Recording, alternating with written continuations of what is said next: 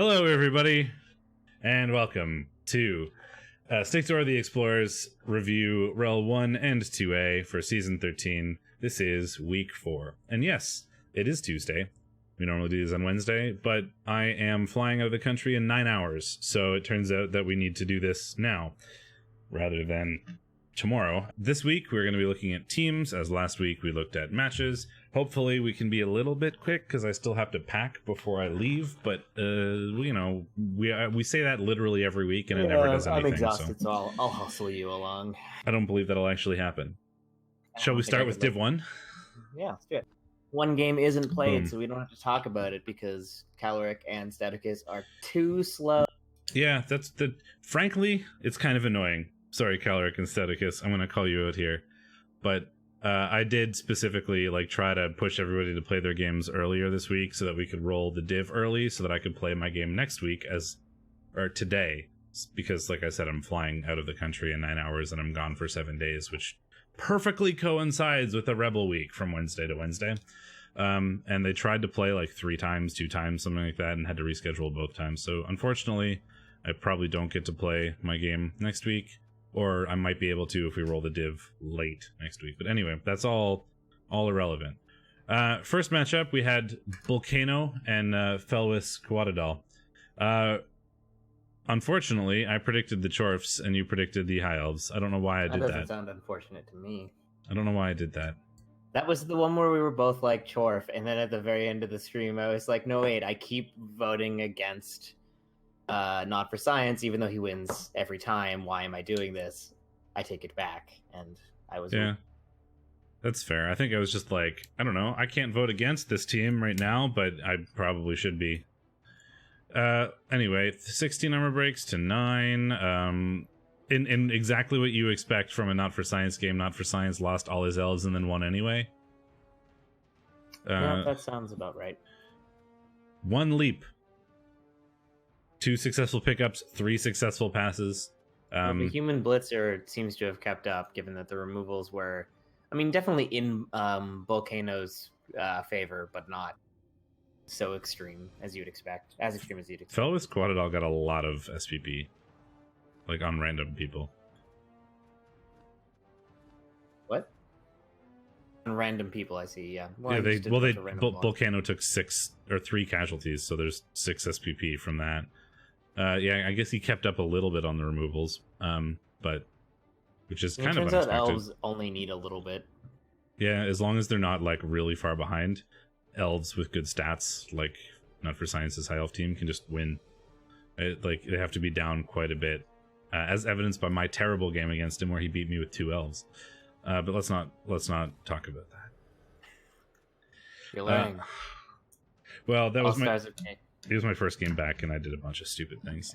All-Stars of Chaos versus Arscotia. Arscotia got 24 armor breaks to Locus's 11. So we actually predicted that Locus would win this, but he did not. So we lose a point.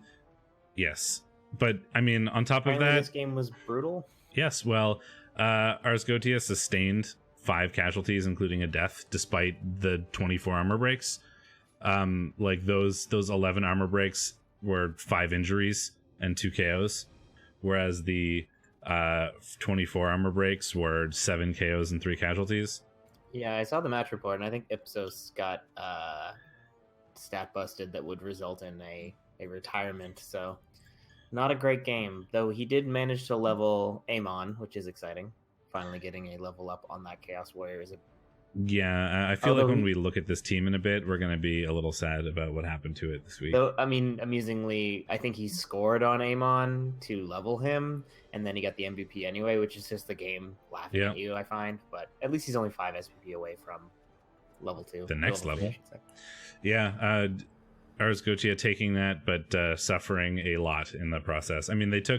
They did more armor breaks to the All-Stars of Chaos, and a lot of KOs can give you a player advantage. It just turns out that ZZeta's players that got knocked off the pitch stayed that way more permanently, rather than Locus's ones who kind of had a bell over their head and came back eventually. And then we have the Murdery Space Elf Troop and Fear and Bloating. We did not predict this one because it was already played, but Fear and Bloating took it out 2-1. Looks like they just beat the crap out of the Dark Elves. Dark Elves can struggle against Nurgle. We say it literally every time. Yep. That if you were Nurgle, you like facing Dark Elves because they're slow. If you have to pick an elf team, yeah. Yeah. Great foul appearance rolls. Like, it wasn't even a skill. Terrible dodge rolls, but who knows what those were. Yeah. 4 casualties and 5 KO sustained is, 9 players out for a team that has 11 players is certainly enough elves removed to make it the 2-1 grind relatively straightforward for Fear and Bloating, it seems. Yep. And there was a 4-man fireball. Ooh, spicy. Yeah. And then Conspiration Anthropique versus you. I predicted you would win, and you didn't. Yeah, I predicted that I would lose, and I did. Yeah, not terribly interesting. I mean, just down 400 something TV. Was kind of on the back foot immediately, and was different. Like, this is a huge TV difference to overcome. Well, you also just didn't remove anything on your blocks. It seems You got 12 breaks into 2 removals. Yeah, and I took 4 casualties, 4 KOs, and then so very very early on I was kind of in the like, well, I could do something, but I'm gonna have to roll some risky dice to make this work, and I ended up like snaking several sets of GFIs. I snaked a pickup. A lot of things didn't go very well. I had to play in the way where you kind of need to rely on the dice a little bit, because otherwise you're just going to lose anyway, and the dice didn't bail me out, sadly. Fair. Rough game. Yeah, time for Superfed to make fun of me for saying that, but whatever. The Rowdy Rebel Rousers versus Scooby and the gang.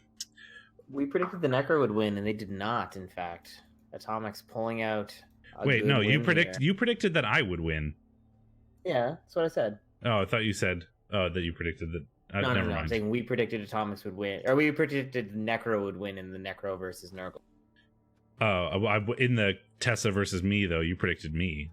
Yes. Okay. Which is what I said when I said I lost a point, and then in chat I was like, never gamble or never rely on Steakmittens or something when you lost. I don't know. I'm tired. What did we say for this one? This is a thing. Necro. Jesus, Necro. Wrong. Off the rails. I am. Yeah, I mean, this is a big upset. Scooby and the gang getting 5 injuries, which is nice, but not enough. Both sustained to death. I wonder if anything spicy died. Well, I think I wonder what who got injured, really, because I will. The Rebel Rousers failed a lot of regen. 75% failed regen. Scooby and the gang failed 2/3, so not a regen game for sure. No. Well, I think when we were talking about this, I said as long as that like Agi 5 Wolf is around, the Scooby and the gang should win.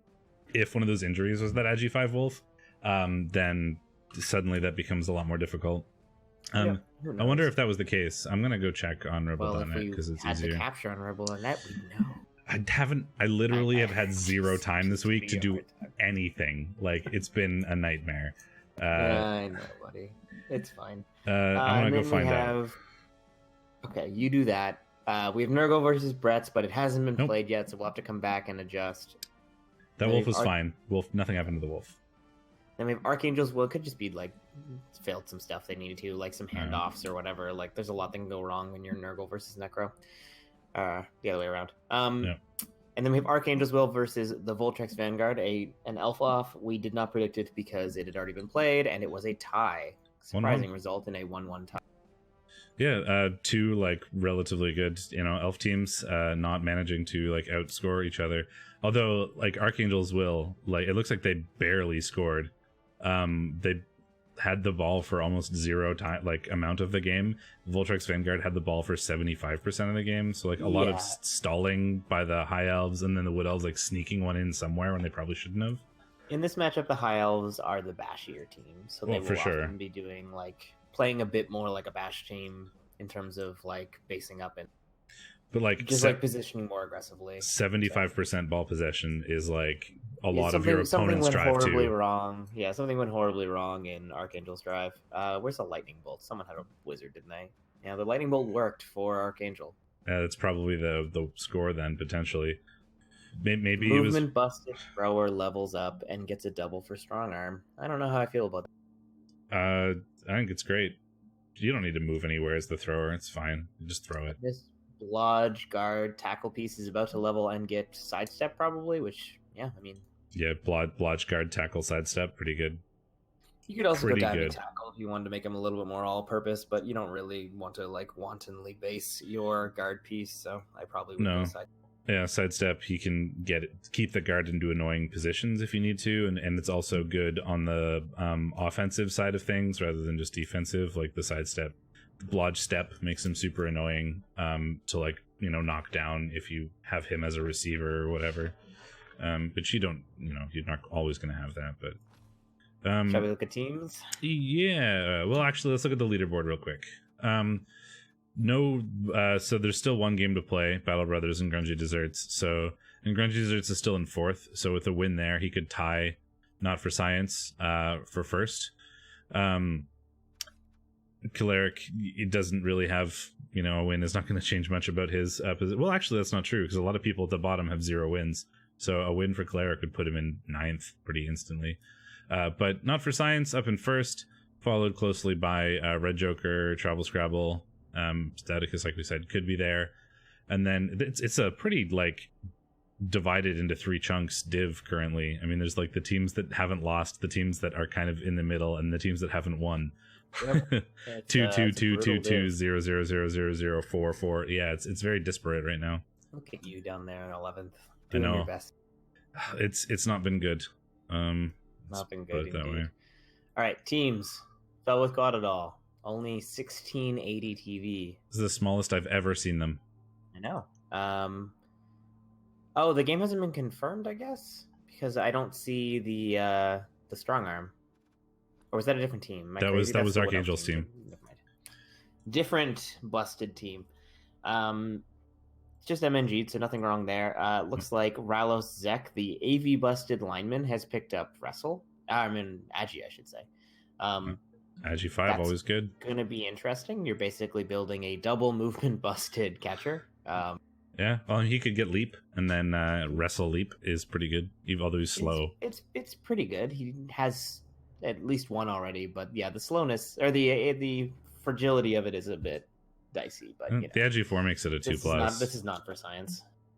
Yeah, I mean, a lot of people would be like, he's fragile, but it's not for science. So like, I don't pretend to know that he's not going to be crazy. Yeah, and he's picked up another blitzer, which is nice. Yeah, I mean, team's looking. It's not better. As ridiculous as it once was, but I don't know what it was like last time you looked at it because I wasn't here. It was even more broken than this, actually. Okay. He's picked up a couple, like the thrower is new, the blitzer is new, so he's picked up a couple of new pieces, but it's mostly the same. There's not a lot of new stuff. He's lost a couple of the ridiculous players. I mean, I'm responsible for killing the Strength 5 guy. The blitzer, the piling on Mighty Blow Juggernaut blitzer is still going strong, though. And then we have Zeta and Ippos. He dropped like 500 TV. Yeah, this guy's getting fired. Had a strength bust, only 180k, and he also lost a Chaos Warrior. It looks like. Yeah. Brutal game. Yeah. The good news is that when you lose like a beast as a Chaos team, you at least have a bunch more.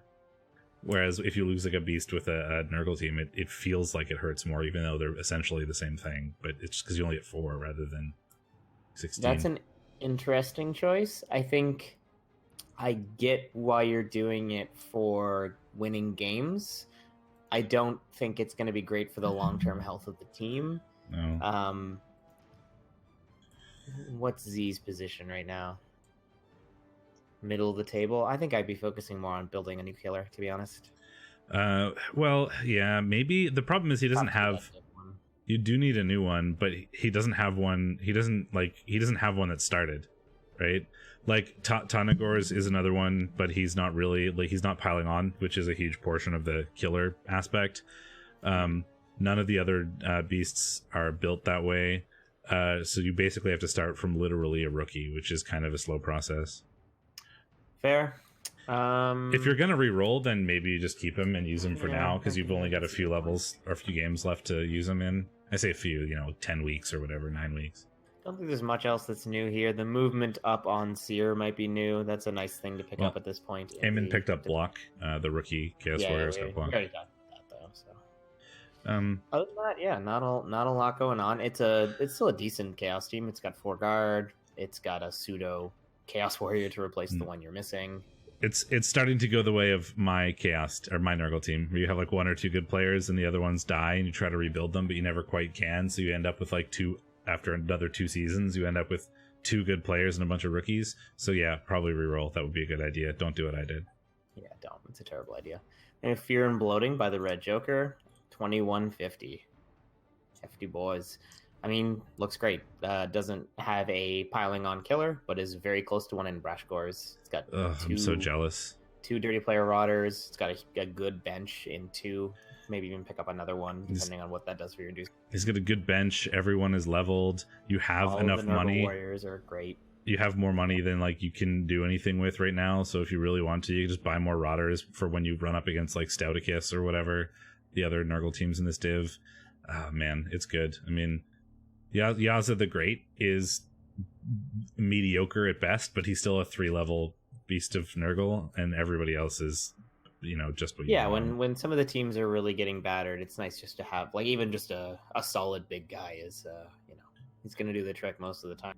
Yeah, I mean the guard stand firm break tackle is certainly annoying, but he's gonna pray real hard for doubles on the next level, or he's probably just recycled. Yep, at the end of the season, maybe off season or something. Yeah, good sacker, good ball carrying. Yeah, me. Just skipped you automatically. Might as well skip me. It's fine. No, you're doing all right. I did pick up a new level. Viler Flume got strength, which is fun. Yeah, I know, that's funny. I saw that. That's the first stat I have ever rolled on a Nurgle. That's the first, the third. I'm looking at another stat right there. No, I said on a Nurgle Warrior. Oh. It's the. But there's only one relevant one, so. It's the third non-normal skill I've ever rolled on a Nurgle Warrior on this team. Hepatitis Beedrill the second has dodge, and Hepatitis Beedrill the first had dodge. And besides that, I've only ever had normals on Nurgle Warriors. So I was pretty excited about the strength, even though he's armor 8, but he's still strength 5 guard, block, Mighty Blow Claw. The last level will probably be Tentacles, maybe Stand Firm, but just to be the strength guard piece that's in the way, and if you get stuck on him, he punches you back with Mighty Blow Claw. So he's nice. And type 2 Weeping Beaties is very close to Legend, which would be Juggernaut, I imagine, unless he gets strength or doubles and then maybe jump up. Yeah, I'd take jump up on doubles for sure. But you will see. Yeah. It's still, that's pretty much all we've really got. It's half a team. Yeah, there's 3 really good players on it that almost any Nurgle team would like to take and put on their team, but that's it because everyone else sucks. Yep. So the wolf is not dead. Can confirm. What did die? Probably just some random. It was a zombie. Some random zombie died, and then as another zombie got a smash knee. Yeah, the one that's down Schrodinger. He's dead too, but everything else is fine. Still got his bench. Whatever else the other thing was a regen. Is there another one hiding in here? No, there is only one flesh golem. Why aren't you buying another flesh golem? There were 3 injuries on the team, and one of them regened. I'd have no way of knowing which one regened because Rebel.net only shows 2 injuries, so whichever injury regened just doesn't count. So if that third injury was the wolf and he regened, he was off the field for a big chunk of the game potentially, which could have made a difference as well. Too, yeah, not showing that either. I mean, there's lots of things that could have gone wrong. So yeah. Anyway, but yeah, still looking great. Still one of my favorites to win the division for sure. Yeah, Muttley and Muttley Jr. both incredible. Wesley Pipes is good, and then the 2 whites are really good. But like, yeah, it's an Necro team who are very positional heavy, and your positionals are positional reliant, and your positionals are fucking incredible. So yep. What else do you want? Indeed. Stouticus. Yeah. Grungy Desserts. Yeah, I mean, another team that has a lot going for it. Fellow and Black Bagnettes is getting there. Going the support role initially because he needs the guard in this division. I imagine it's very bashy. Lots of other Nurgle mirrors, and you really need guard in Nurgle mirrors. Yeah, it helps a lot to prevent more blocks. Yeah, what's new here? Well, Angry Churro is about to get stand firm, which will be nice. Couple ridiculous Pestigores, but he doesn't quite have the same strength in Nurgle Warriors that Red Joker does. Block guard one is strength, block tentacles, which is guard good. Over stand firm. I think we talked about this. But on who? Angry Churro. It's fine. Like, he's movement 3. You're not going to use him to stick him on a lot of agile pieces anyway, and most of your matches are not agi. Like, the guard is just going to get you a lot farther, I think. Yeah, I mean, I would take guard next and then probably stand firm as your like next one if you ever make it that far. But it's going to be really long, especially without Mighty Blow. But yeah, like guard, stand firm is probably the way there. Out Soufflade is just basically a rookie Pestigore, but he's got dodge. So he'll probably take Wrestle, I would imagine, soon, and then be like Raj to be like the sacker. Because Donut in a Hole is a surfer rather than like, or a Frenzier rather than a sacker in particular. Bunch of Rotters injured for the next game, which is kind of annoying, frankly, because he has almost a full team, which means he'll only have 3 and therefore no bench, which is a little annoying if his next game happens to be like a punchy team, because you really want those Rotters to exist, but can't do much about it. Ramset and the Voltrex Vanguard. This is the healthiest elf team I've seen in a long time. There's only one red number. What is this? Sorry, someone's messaging me about college things. It's only one red number. It's a very healthy elf team yeah. For these top divs. I mean, unreasonably. Well, I mean, start from the top, I guess. 2 blitzers, both with guard, which is really nice to grab. I'm surprised one of them wasn't Mighty Blow, but I think we've talked about that before. Yeah. The red number means he can't be broken. The Agi 5 leap guy is. Yes. Yep. The Agi 5 loop guy is outstanding, of course. Really nice to have for ball recovery and such. Interesting that he went strength up into block. I would have definitely gone wrestle on Starseeker. Would have been so nice to have as a sacker. Yeah, strength, wrestle, leap. So he's got the opportunity to do it in Ildrian the Bold. Iladrian? Yeah. Ildarian. I can read.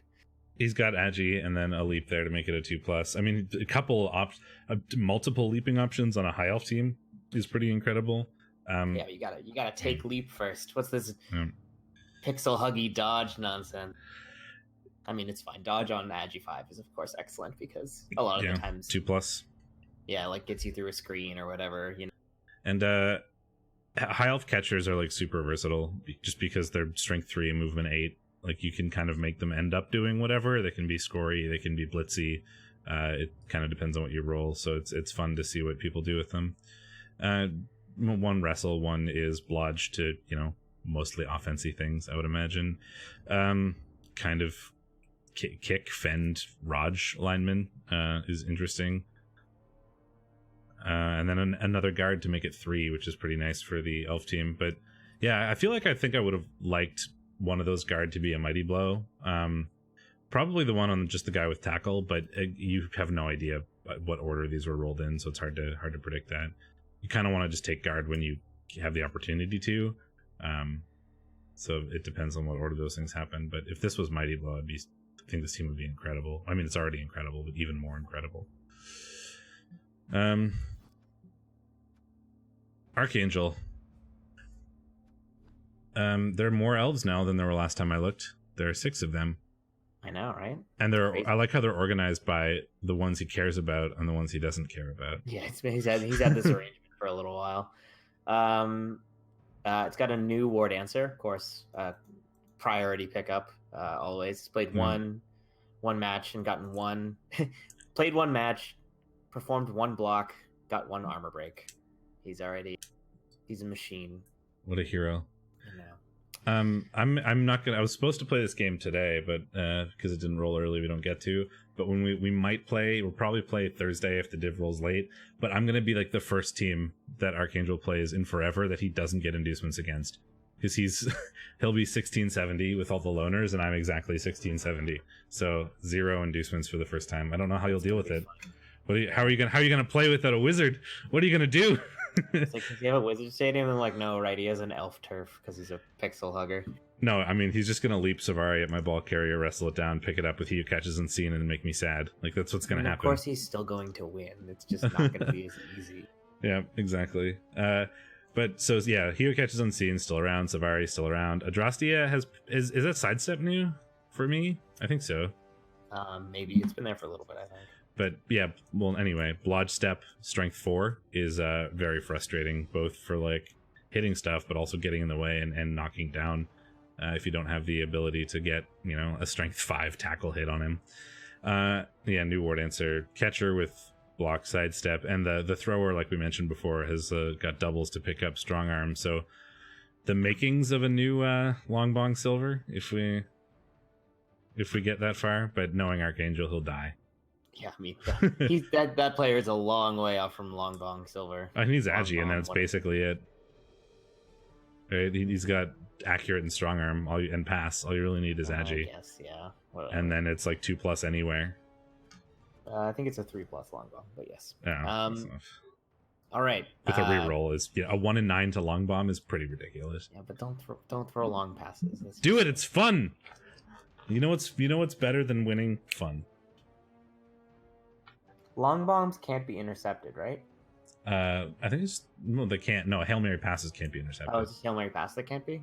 A long bomb is just a length of pass. Like if you look at the passing I thought chart. it was also like so long that it couldn't be intercepted, but it's just a really, really hard pass. It's like the 10 square pass or whatever it is, 12 square pass, however long the pitch is. But the farther you have to throw the ball, the more you have to throw it at a 45-degree angle. So I figured, they might actually be like, all right, long passes are going to be too high for someone to intercept, but that would be kind of busted. I mean, that would be trying to bring physics into our goblin football, and that's not a thing that you do. Yes, quite.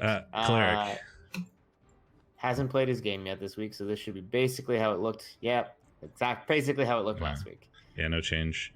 Disciple of Davkul, is this? He's been around for a little bit. Yeah, he's been around for 5 matches. I couldn't remember how long ago. I guess the Davkul was the Griff Blitzer, so he's been around for really. Oh, damn it, Archangel. Rewind a bit. I mean, there wasn't much to say. Your team continues to exist in its form. Well, I mean, we had a discussion about passing briefly and how you were going to beat me despite you not getting any inducements when we play. Which I don't know how you'll deal with it. You're so used to having inducements and you'll get 0 versus me. Yeah, Clerics to... Oops, I didn't mean to click on that player. Still has the 2 Agi Blitzers, which are kind of the backbone of the team. Although Companion is also pretty good, giving another reroll. Sad that we've lost literal Griff, but what can you do about that? Strength Blocker is handy. Just you don't want to get... Brett's can potentially get out-muscled fairly easily. So the strength helps make up for that a little bit, along with the guard where you can get it on those blockers, and an army of peasants because we have to send the peasantry forward. They're peasants. I mean, some of them have block. And then we have the Rowdy Rebel Rousers from Atomics, another Nurgle team. 2210, is it the biggest one, or is that no? Fear and Bloating is 2150. And or 2150? Yeah, this is the biggest Nurgle team. Yeah. 2 is bigger than 1. And things are in a weird order as per usual. We have the legend, Sandune's still around. Luminous has strength, got rewarded for taking tentacles by immediately getting strength afterwards. You saltily comment on it every time we look at this team. I know. Soon I will get one. As soon as my guy gets to legend, I'll just re-roll. Just play halflings. You want. I mean, no, if I rerolled, I'd probably play goblins, but yeah. Sage, the Beast of Nurgle, is actually only 2 SPP away from leveling. He's got guard and block. So guard, block, stand firm is a quality Beast of Nurgle. Once we level that. What do the Pestigores look like? Blodge. Potential backup ball carrier for Ornan if something ever happens to him. Bird is the other Agi 4, Strength 4, Frenzy wrestle piece in this division for some reason. Because there's more than one. And Chucky is the start of a killer Pestigore, which is something that he doesn't actually have right now, which I think is actually a detriment. I mean, he's got some good Nurgle warriors, but having the movement 6 blitz with that is able to target valuable players, when that Skaven Storm Vermin or Gutter Runner moves 2 squares out from your movement 4 Nurgle warriors, you can still hit them. And then some Rotters. Tessa, Chaos. Down to 3 Chaos Warriors after this week. I killed one of them, but it wasn't really an important one. And he's got a rookie one, unfortunately, but he's 1 touchdown away from leveling him, and that's a bit easier to do with Chaos because Agi 3. The other 2 are standard Chaos Warriors. There's a Killer Beastman. Though the ball carrier has strength, which is really nice. Yeah, that's a wonderful thing to roll at this point for sure. Lavoisier is yeah, because like he's already got the pseudo Agi stuff, and like you wouldn't hate Agi because obviously being Agi 5 for pickups and dodges. Yeah, Agi 5 for pickups and dodges is not bad at all. It's just spending 3 skills to get 2 Agi ups. Yeah. Like, you can't just base that guy because he can almost always blitz himself free. It makes him much tougher to sack, of course. Yeah, exactly. Harder to sack, but also strength 4 horns. So if you try to stop him from like his potato score by just basing him, he can strength 5 blitz through, which... Yeah, that's what I mentioned. Yeah, it's really good. For sure. Any stat on a Chaos or Nurgle ball carrier, like, you know, you want block, sure hands, dodge, and then as many stats as you can get that aren't armor. It's pretty. 4 has picked up diving tackle, which is nice. He doesn't have stand firm, which I would probably get next. I can't think of anything else you'd want on that piece. He's the combination sacker and annoying piece, you know. Yeah, because he's Raj, which is nice. If you fail to knock him down, you at least now have diving tackle on him, and he's got an Agi 4 dodge to get to wherever he's trying to sack you, which is pretty good. Yep, and he's just generally just like an annoying piece to use, and like this is a little bit more versatile than a sacker, which you normally just hold back forever. And even if you do get him invested, like holding up some people, yeah, he's like you said, he's got a 2+ dodge to reposition, so it's nice. Missing a Chaos Warrior as well, but and rebuilding Schrodinger, so team's taken a bit of damage certainly recently. And, I killed the Chaos Warrior. Yeah, had a rough start to the season. Dalton is my Chaos Cup Dwarf lineman with the Kick Dirty player. And nice. Darwin is, I have a Kick Dirty player, Longbeard, which is really funny. From the Chaos Cup? That's actually, it's not bad. It's not bad, but it's like the stereotypical like zombie or elf. But... Yeah, the stereotypical like zombie or elf lineman or whatever, and I've just got it on a Longbeard. It's like, okay, good. Darwin is still Darwin. He's great. He can kill stuff and be annoying. Guard stand firm tentacles, block mighty low claw. Take your pick. Darwin's pretty incredible, and we all love Darwin.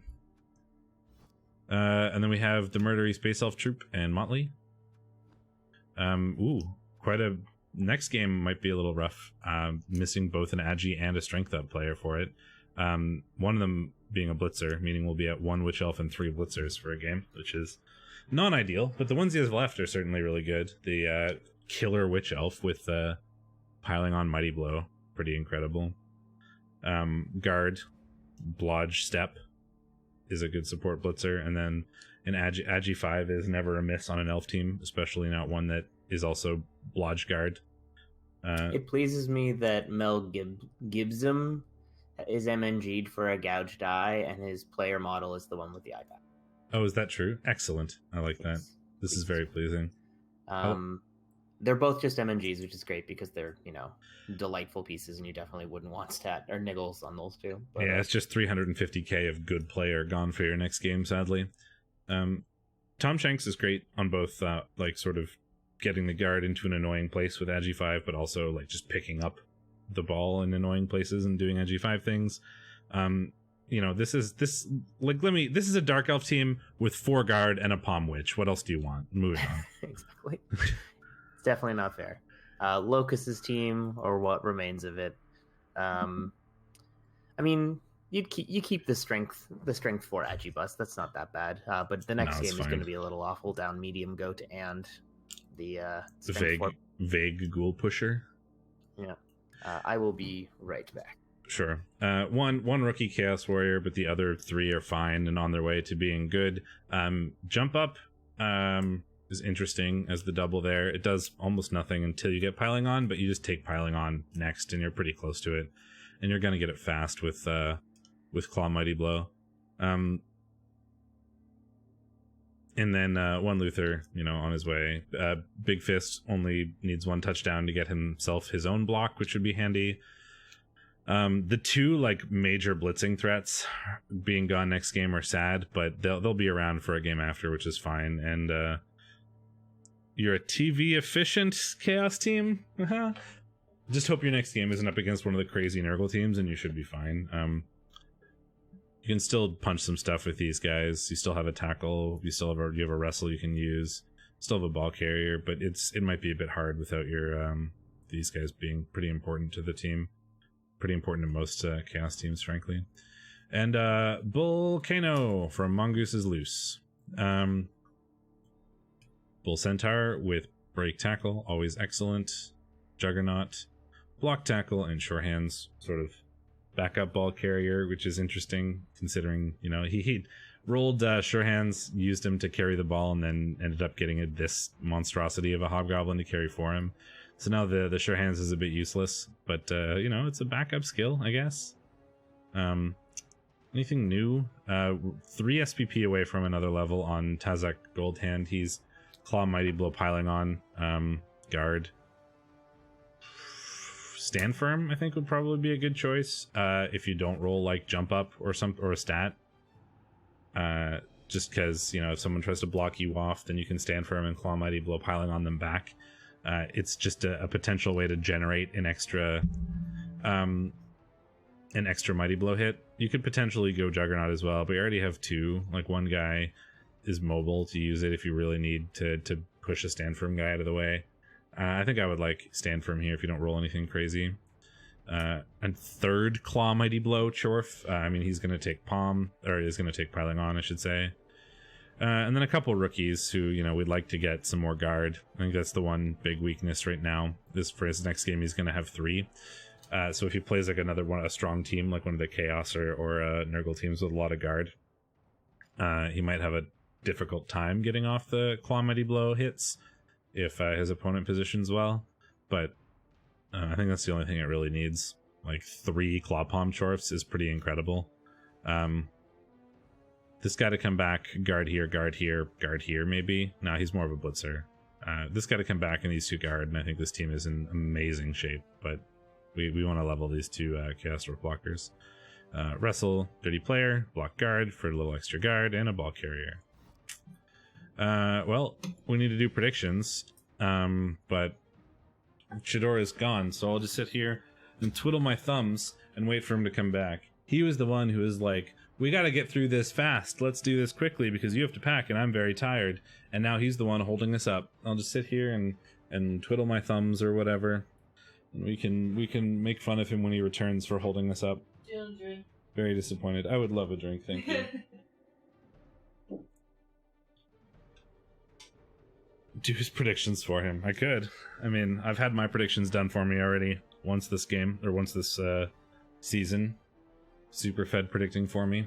He did better than I would have done. Or, I don't know, I probably would have predicted close to along the lines of what he did, but the week before I was recapping Tipsy and I did very poorly, so he made up for me a little bit. Just waiting because Shadorra is a bad person. He's gonna come back and say, like, there was an emergency, and then I'll feel like an ass, but, you know, until then, we can assume. Ooh, energy desserts and Volcano. I mean, I think I would take Staticus for that initially.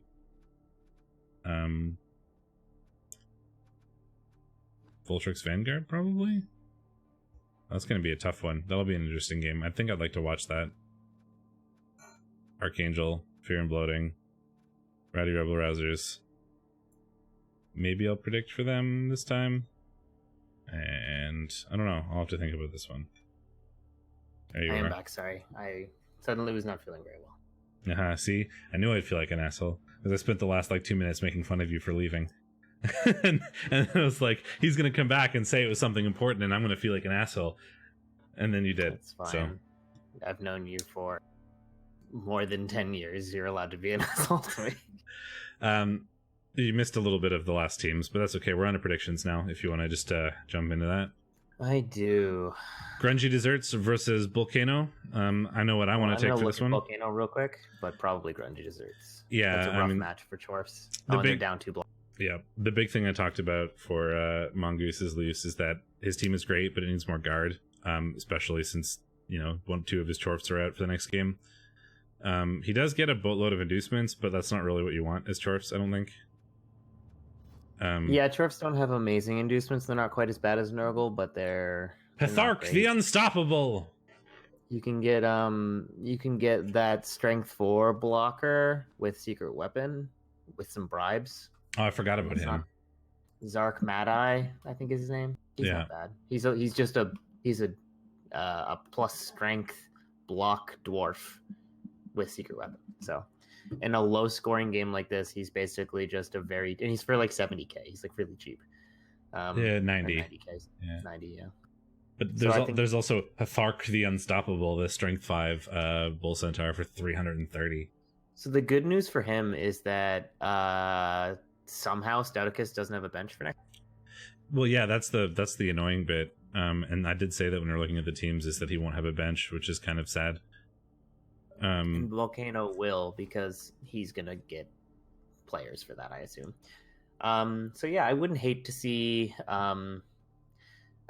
Zark, maybe a bribe. You do have a dirty player, so a bribe, or probably just 1 bribe, not 2. You could even get a Merc blocker with guard. I mean,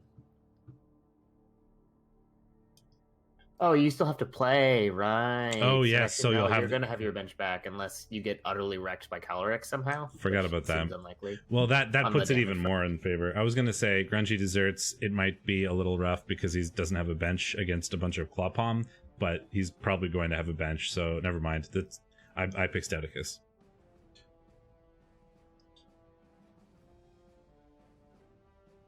Yeah, me too. All right. Voltrex Vanguard, so the High Elves versus Scooby and the gang. This would be a fun one to watch. Yeah, I think we'll probably try to watch this. We might need to get them to send the replay depending on when they play, because you're not going to be back until Thursday. So. No. And now I have to play Archangel on Thursday because Stouticus didn't play his game early enough this week. Gonna blame him. So, amusingly, Travel Scrabble actually gets inducements here, though. Even if he buys even if Travel Scrabble buys a Flesh Golem, which he should, I don't know why you haven't yet. You need to buy one eventually. They're important. He's just preemptively paying the Flesh Golem tax. You don't have to have a Flesh Golem die if you don't have a Flesh Golem. It's a big brain play. Yeah. It's tax evasion is what it is. Travel Scrabble committing tax evasion. Yeah, no worries, Stouticus. I'm mostly joking. It just means I'd have to play Thursday, and we'll roll the division late instead of Tuesday. Yeah, I actually don't know how I feel about this. Traditionally, Travel Scrabble has struggled against elves, so I'm leaning Ramesset. So am I. I mean, Ramesset has like a full nice elf team. And the sort of Agi 5 movement 8 nonsense is a little bit easier to deal with when you're also Agi 5 and movement 8. So I think it's a Necro team that kind of plays elfy versus an elf team that plays elfy, and one of those is going to be a little bit better at it, I think. All right. Archangel's Will and me, I predict Archangel. It's pretty easy. I mean, I have 1 tackle. Archangel doesn't get inducements, but my record against Archangel is pretty clear. I think he'll probably just beat me. You don't even have enough guard to really guard up the corners, so he can always just get like a 1 die on your ball.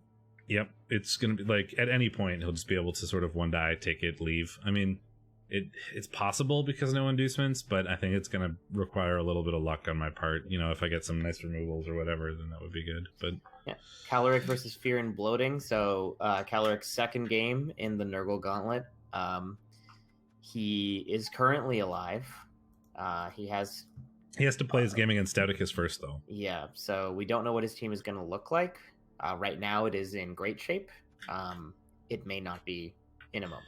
Yeah, it's really hard to predict 2 matches out, like not knowing what happened in the last one. Yeah, I agree. So this is extra difficult. Thanks, guys. Yep. Fear and Bloating has a great team.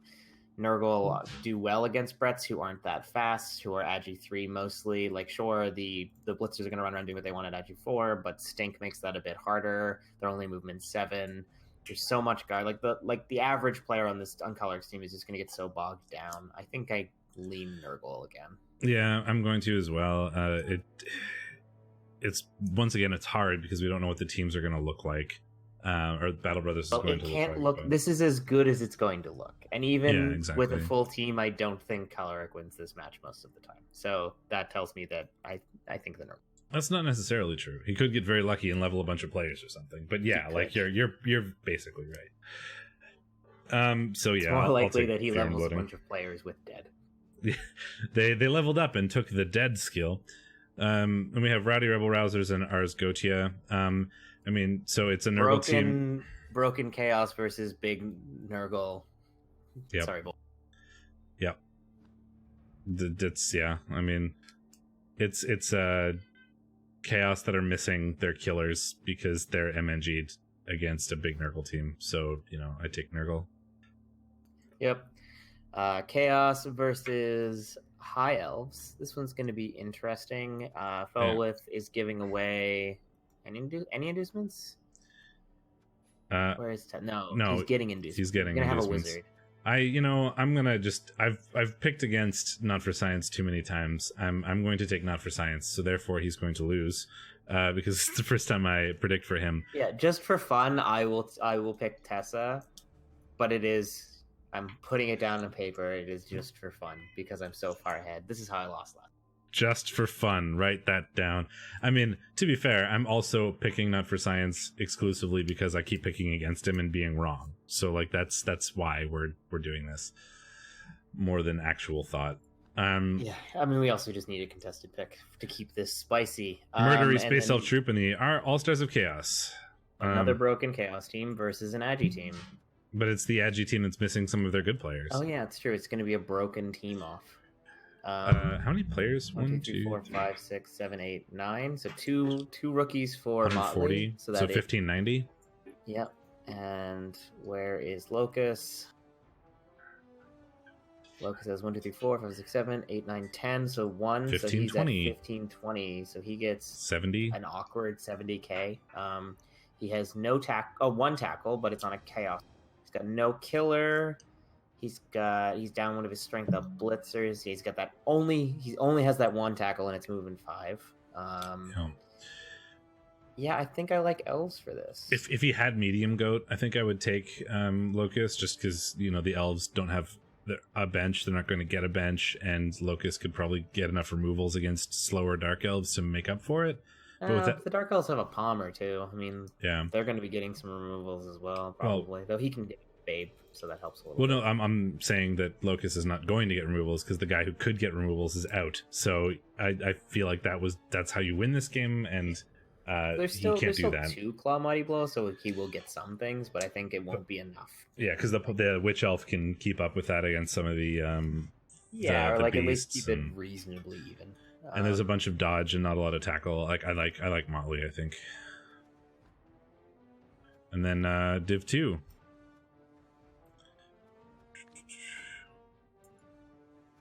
That was less than an hour, so that was speedy. It was like 6 minutes faster than normal.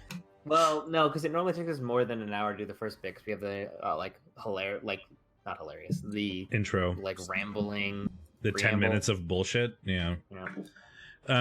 Okay, Clicheos versus Dreams of Golden Streams. I heard way too much about this game. I didn't write down our prediction, but they tied, so it doesn't matter. Oh, I said the Rats would win. Oh, okay. What you sent to me was just Rats versus Chaos with no prediction on either side. I also didn't write one down. I could go back in the video and check, but no one won. So it doesn't matter. Superfed talked about this game for like 30 minutes on the podcast. Doesn't sound like something Superfed would do. So we heard all about it. Speak such slander. I mean, essentially it was 2-1 for Big Chuck, and then there was a bunch of lucky bullshit that happened because Glart managed to get like a 5+ pass and then score. So it was one of those games where you got to try the risky thing to win, and like kind of pray that dice work, like I was doing with my game against Tessa, but my dice didn't work and Superfed's did. So he managed to get the like 5+ catch, long drive, unlikely score on Glart. Glart was in 2 tackle zones and caught the ball and then like ran off to space to make it 2-2. His thrower died. Penny Pax is dead, unfortunately. Big Check still salty. 7 casualties in very Superfed style, managing to tie or win the game while losing his entire team. 7 casualties, 3 KOs. Yeah, I mean that's a rat thing. But yeah, just brutal game. I mean, got fouled into 3 cows or dodged into 3 cows. Oops, I unplugged my headphones. I'm sorry. Let me 1 sec.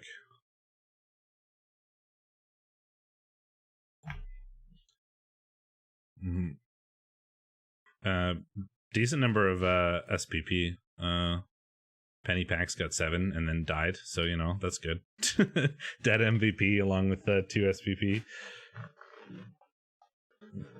Well, he managed to get the tie out of it though, which is at least nice if you're aiming to stay up on the leaderboards. I mean, yeah, you want like your 1 or 2 good gutter runners and your storm vermin, and everyone else is irrelevant. Average Joe's Gym, 1-0 for Average Joe's Gym. 7 armor breaks to 10. It's weird that it's 1-0. I mean, 3 casualties, 4 KOs sustained for Average Joe's, and they scored anyway. 2 casualties, 2 KOs for the Dark Elves.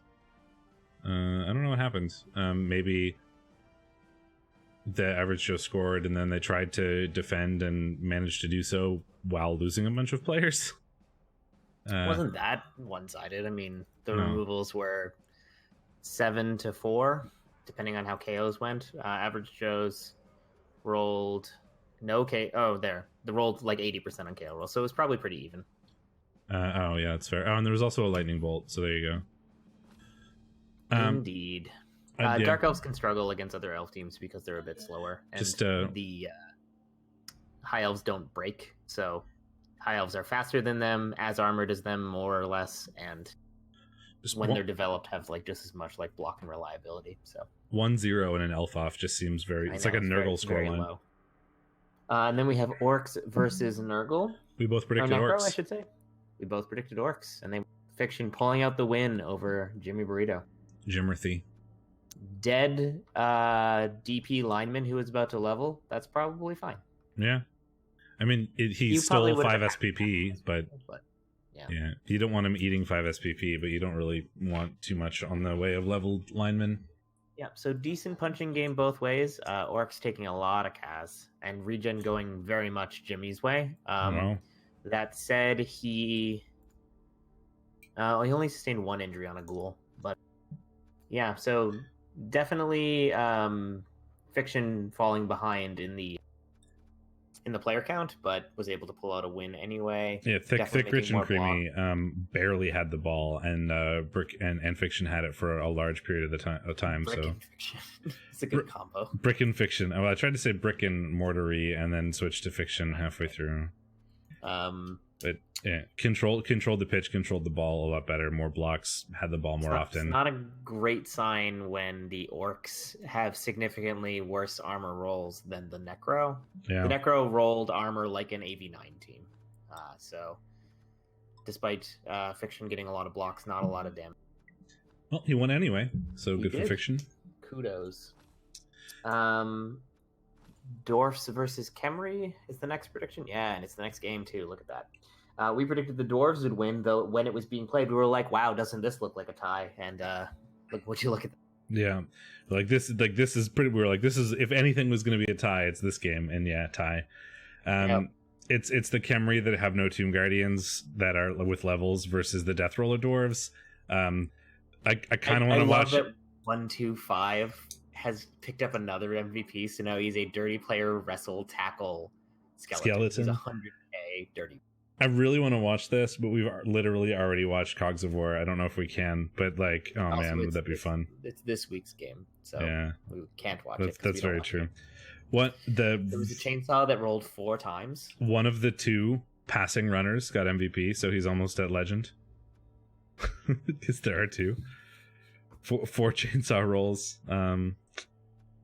Yeah, looks like a game. I Um, hear that it's the Coltrane baby was fouled out on like turn 3 or something. I still It don't was removed understand. I still don't understand how the chainsaw rolls work. Yeah, I don't want to know. There's because only one of these teams had a chainsaw, but one team had to roll for it 4 times and one rolled once, and I don't understand. Okay, so I think the team that rolled 4 times is the one that had the chainsaw, because that is the 2+ to activate it, and the other one is when you're rolling your own armor. Or no, it's when you're rolling the armor to be knocked down versus to be fouled.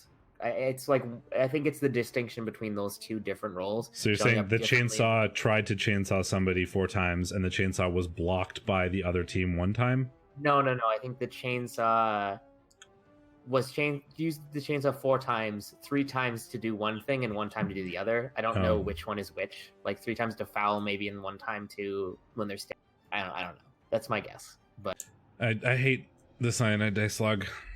Yes, so say we all. It was a game. Block dice were thrown. People got taken out. It looks like it was pretty demure, all things considered. I mean, the dwarves blocked the Khemri a boatload. The Khemri they tried to make a lot of dauntless rolls against Tomb Guardians and didn't do very well. The Khemri blocked as well, but not as often. The Khemri sustained more casualties. The dwarves sustained more KOs. They both probably scored on their own drive and cried at each other while nothing happened. Sounds about right. Fogmire Fenbeast versus the Meanest Greenest Boys. We said that it had already been played because they hate us. Fogmire Fenbeast not picking out a win, getting taken out by the Meanest Greenest Boys. This orc team is too awesome as orc team, right? Yes. I love this orc team, so I'm not surprised that it beat orcs, because it's stronger than orcs, so why wouldn't it beat orcs? You mean lizards? Beat lizards, rather, yeah. Yeah, and the Fogmire Fenbeasts, or no, that's Steer's team, I think, that had some weird things on the lizard team, like less. Rolling Red definitely has weird things. I mean, like, they were missing Saurus or whatever. I think Rolling Red has his full complement of Saurus. AV bust on the sneaky Git Skink. He's so close to dead. Someone please kill him. He also leveled, though. I will donate money to REBBL for whoever kills that guy. I think he's gone. That doesn't count. Now I don't get satisfaction. Well, he leveled, but he also is player not found, so my assumption is that he was fired. All right, Fogmire Fenbeast made 62 blocks against a team that is almost entirely strength 5. I do not understand. It's Rolling Red. I think he just like hacks into the REBBL or into the Blood Bowl servers and just adds like 10 blocks to every game he makes.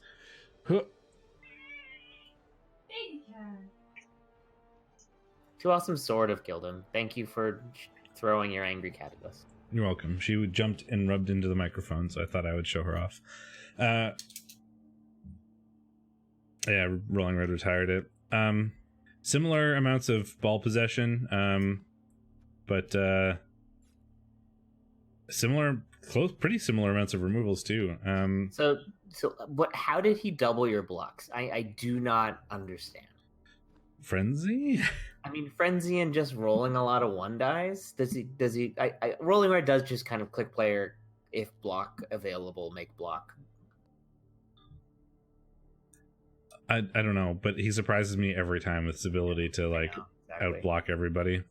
The orcs managed to score, the lizards didn't. They both kind of punched each other. I feel like the orcs just managed to defend, whereas the lizards weren't able to.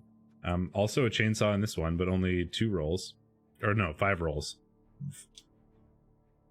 The Battle Brothers and Gunji Desserts is live, which, I mean, you could, well... No, I can't. No, neither can I. I have to pack. Then we have the Charlestown Chiefs versus Spoopy's Secret Lizard Overlords. We thought Spoopy would win, but it was a tie, so no points. Sad. Camille Leon Trotsky. You got the MVP. Which is, I mean, fine, I guess. He's a good skink, but you'd probably rather it go to the Saurus. Yeah, I mean, it's going to be a long way to legend, and he's only good if he rolls another stat or a double, which, odds are against you there. So 1 in 6. Not as bad as a legend or a loner skink MVP, though. when you can't afford to buy it. What were you Yep. saying? Oh, I just said the doubles are 1 and 6. They are, yeah. There'd be some more for stats because you can get a 10 without SPP doubles. page is funny because the Charlestown Chiefs have a team clearly, and the Spoopy got 12 SPP on a single skink. Yeah, that's really funny. I like that. That's what both scores, the MVP, and a pass, I guess. 12 SPP on the one player and nothing on anybody. That's amazing. I think you're happier as the Charlestown Chiefs then, because we didn't expect we expected that Spoopy would take this. So Charlestown Chiefs, A, getting a tie, and B, getting a decent amount of SPP out of it is a pretty good result for them, even if the MVP went to the loner. The removal dice went aggressively in Steer's favor. That would explain some of it. 5 removals on 7 breaks. Yeah. And 1 extra removal on either a failed dodge or a foul. So. And they only sustained 2 KOs in return. Yeah. So just not quite working out. Maybe a little bit unlucky for Spoopy or a little bit lucky for Steer there. And then Yield Guard and Gourmet Governors, we predicted that the Nurgle... So many fucking ties. There was 1 point to be had in this division, and we got it, but there was only 1.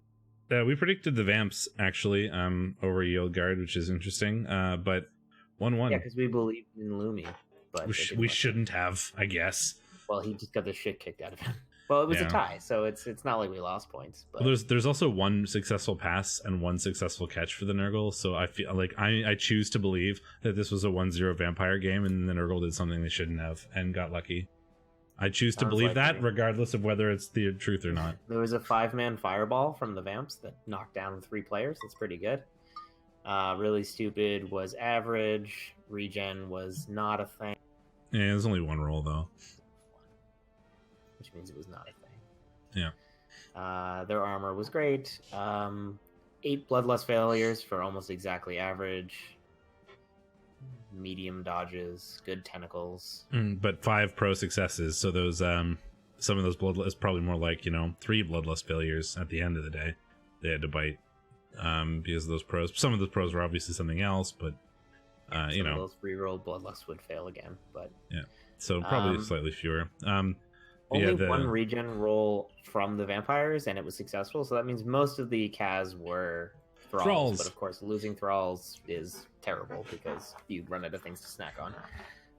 But Lumi has a massive thrall bench, right? He has like all 16 players. Yeah, I wouldn't be surprised if Lumi was very close to winning this game. That's what I think was probably likely. George, the Beast of Nurgle, gets MVP, which is generally nice, but he's already got 3 levels, and unless the next one is block, you're not going to be very happy. So, unfortunate. But a bunch of SPP for the Nurgle, so a tie versus Luminous is not something to take lightly, and you also got a boatload of SPP out of it, which is a relatively nice result, even though you only tied. Better than a loss. Puts us for the week at -1 point each. We are worse than average, which puts you at 16 total and me at 9 total.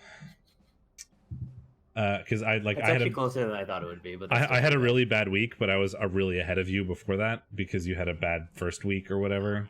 So it evened out, and then you overtook by quite a bit. But I had a little bit of enough of a lead to cushion it. Anyway, teams. Yes, Jimmy Burrito has a rookie ghoul that is new. Moldy Blue, the 9th in quotes. Not a lot else, I think, is new here. Dodge and El Pradescudo is new to you, but we saw it last week. He failed a dodge to AV bust himself, so now he is AV busted and niggled, and then picked up dodge as his legend skill. He won in 9, so it wouldn't have mattered anyway, but it was kind of funny that he niggled himself on a failed dodge. It's very thematic. Yeah, exactly. Probably not Provolone has recently picked up block. I don't know how recent that is. Flesh Golems stay at 6 SPP for only on a werewolf would an Agi access player take dodge as their legendary skill. Yes, and only on a werewolf that rolls a lot of doubles. Yeah. So yeah, not a bad team. Not really the sturdiest at the moment. It's a lot of niggle. Necro rely pretty heavily on their positionals, and the positionals aren't quite as good as Travel Scrabble's team. I mean, they're still really good, but they're not stat freaks. Havarti is pretty excellent, but there isn't a ghoul. The whites aren't as good as the other necro team we saw. It's still a good necro team, but it might it would probably not do too well in Div 1, but it's probably going to do well enough in Div 2 with the other teams that are lying around. I don't think Div 2 is really a lot less bashy, but I mean, it is because there's one Nurgle team instead of 4. bash is your only definition, or other, whatever. Well, I mean, there's 4 Nurgle teams and 2 Chaos teams in Div 1. There's like lizards are bash teams, but they're traditionally less killy than Nurgle and Chaos are. Yeah, sure. Clearly, having niggles on both of your werewolves is just upping your chances to get cast and therefore get a chance to roll regen. So this is actually some next level play. And rolling regen is good. Yes, because it's like a knockout, but you get to know right away whether you're disappointed. Oh, Cogs of War. Yeah. Marcus Phoenix 2 has taken an Agi bust to go with his movement bust, so now he is a movement 4 Agi 1. He is a strength busted, AV busted flesh golem that has lost regen and has dauntless frenzy tackle by. So he's nothing like a flesh golem at all. He's got some things in common with a flesh golem. He's also got some things in common with a black orc or a saurus, or I like my really strained comparison. Yeah, he's the movement 4 kind of sucks on a team that's already slow. No, I would fire him. I would. Well, I mean, I wouldn't fire him yet because he's MNG'd, so there's no point. But as soon as Ty Caliso gets a Mighty Blow, I would fire Marcus Phoenix, and that's ideally next game if you're lucky. But dodge Blitzer on Jace. Pro is the legend skill on the runner. I don't know if that was. I don't like dodge Longbeards as a first skill. If you've already got guard, it's not bad. Or like if you already got guard Mighty Blow, I don't hate dodge or like some combination of guard Mighty Blow, stand firm.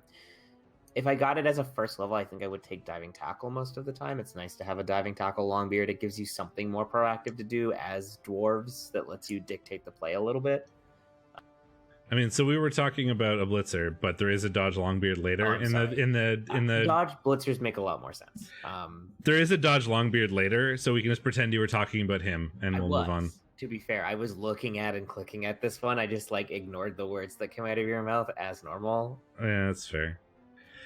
I don't know if the legend on the runner is new, but he got pro, which I mean makes sense. You don't have much else you could really get there. That player makes sense. Yeah, I mean, considering the other levels on that player, pro makes sense. What else do you take? So he has some Longbeards. We probably want more guard than we have, frankly. I mean, and by probably, I mean definitely. There's only 2. 3? 3. There's 4. Coltrane has guard? Yes. He does somewhere down the line. Okay. But, so, there's a couple...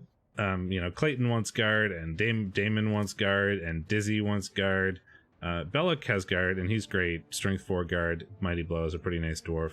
He'll get stand firm, I'd imagine. And Coltrane is it's the accurate on this runner and the pass on the other runner that kills me. It's not only do you have did you take passing skills on dwarves, you took them on 2 separate players. And 2 different passing skills. One of them can reroll the pass, but one of them can pass a little bit better. Which one do you use to throw the ball? I don't know. None of them. Don't pass. You're dwarfs. Thank you for tuning in for our weekly shit on Oververt's weird passing dwarves stream. Oh man, he's got the death roller though, and so I don't care what Oververt does as long as the Coltrane lives. I care not what the rest of his team looks like. That's fair. And it's beautiful, and it's the Coltrane baby continues to exist. Rolling Red? Yes, Fogmire Fin Beast. Not really getting a lot thicker.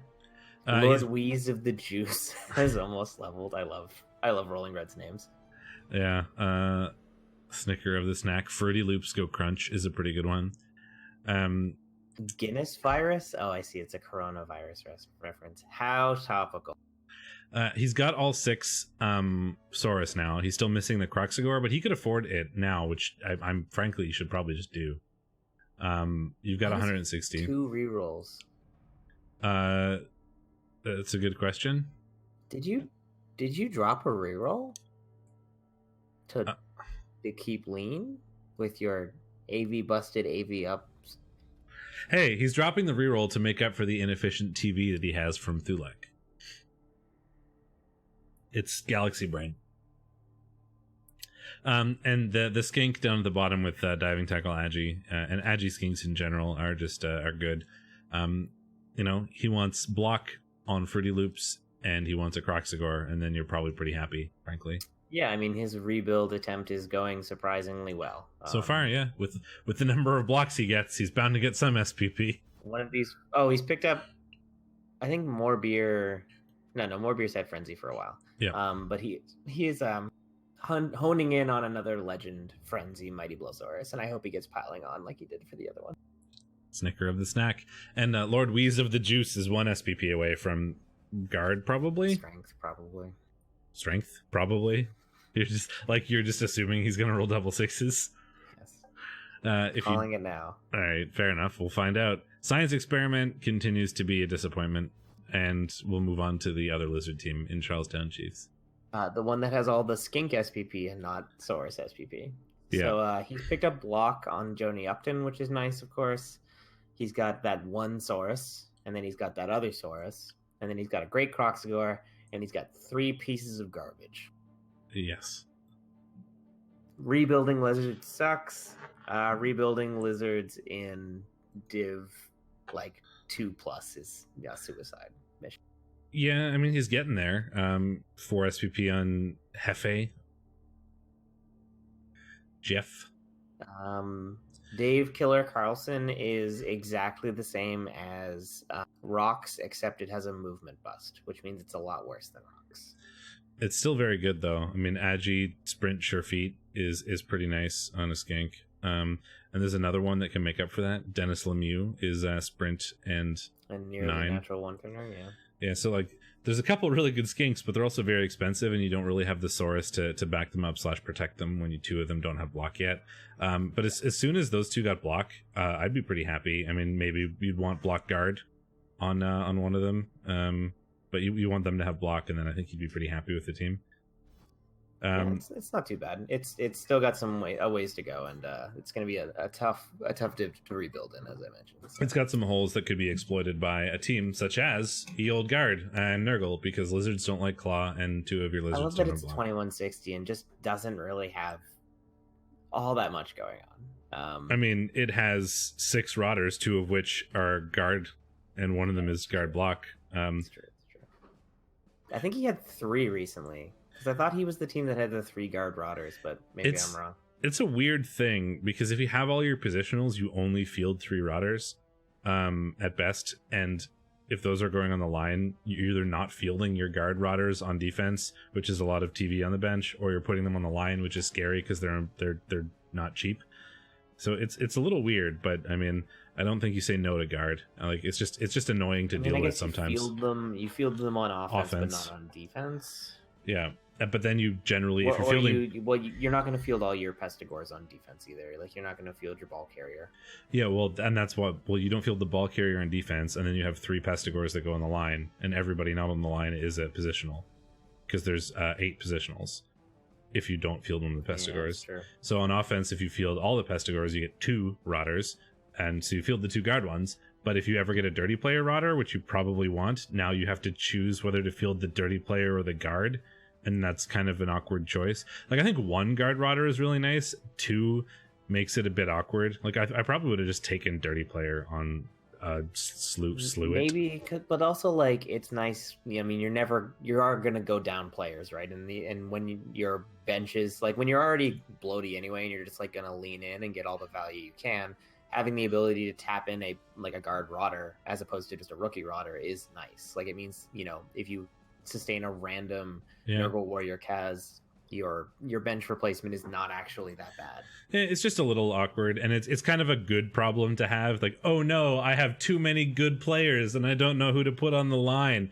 You could also put the Beast on the line. He's not he's guard stand firm, and you end up with a marginalized Beast most of the time.